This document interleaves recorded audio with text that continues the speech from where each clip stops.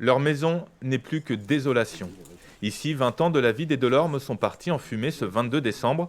Au petit matin, un impressionnant incendie a embrasé leur maison, nécessitant l'intervention d'une vingtaine de sapeurs-pompiers. Ils ont réussi à sauver l'essentiel, leur vie, mais tout le reste est parti en fumée.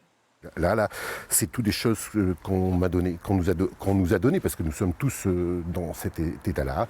L'incendie a immédiatement suscité un élan de solidarité auprès des habitants de l'Arche. 3 heures après, le téléphone sonnait. Les gens ont appelé très rapidement la mairie pour proposer des habits, ce qu'ils pouvaient faire, surtout. Une solidarité partagée à l'école de rugby où Yvon Delorme est bénévole depuis une vingtaine d'années. L'association a lancé une cagnotte en ligne et collecté quelques biens de première nécessité. Il y a les commerçants, les associations aussi de l'Arche et pas que. Les gens déposaient même les dons devant chez nous, ça afflue de partout. Moi, il y a des gens qui m'appellent de Clermont-Ferrand, de partout. Un soutien qui peut sembler être une goutte d'eau tant le désarroi de la famille est grand. Dans le désert dans lequel nous nous retrouvons, une goutte est importante.